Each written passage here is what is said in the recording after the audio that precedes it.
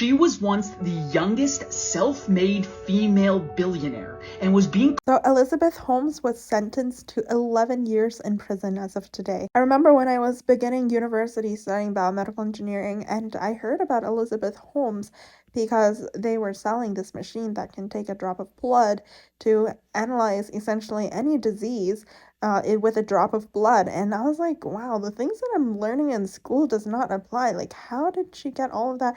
Like, are all of the things I'm learning like so archaic that it couldn't catch up to what is going on in Silicon Valley right now? So it turned out that my suspicion was right because it was impossible. And it makes me think that for biotech companies, you need to lead with a research and a proven product first. Whereas for tech alone, yes, you also need product market fit as well, but the products built in technology is a lot easier to achieve rather than the technology in biotech. But she's a sad case of ambition because she was wildly ambitious. She raised, at one point, her valuation of the company was $9 billion. And she raised money from Murdoch. And if you don't remember Murdoch from one of my previous videos, this is Murdoch and his younger wife, Wendy. And this is Murdoch's wife after they got divorced. I'm kind of seeing a pattern here that Murdoch's is getting played by younger women. But anyways, she is definitely an example of where ambition can really take you to insanity, and when you desperately chase it, when you don't have substance,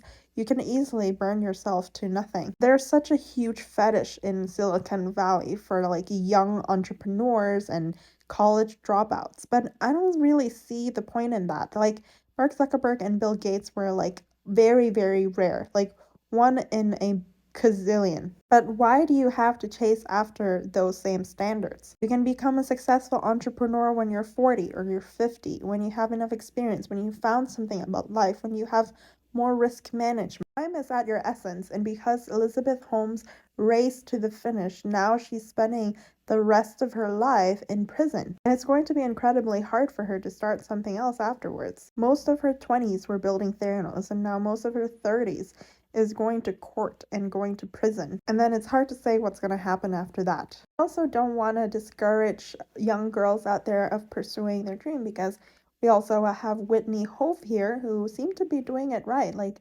she started Bumble after being at Tinder and she grew the company to be very successful. It's a simple idea and it works.